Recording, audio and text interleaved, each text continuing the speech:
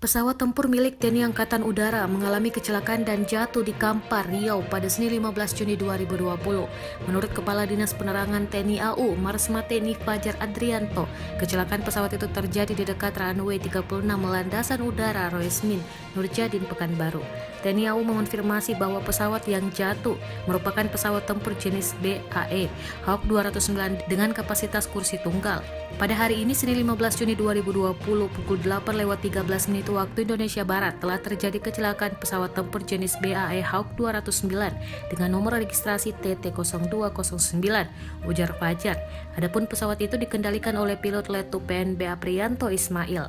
Pilot Letu PNB Aprianto Ismail dari Skadron Udara 12 Lanut Roesmin Nurjadin, Pekanbaru, kata dia. Fajar melanjutkan, pilot dalam keadaan selamat karena berhasil melontarkan diri berkat ejection seat atau kursi pelontar.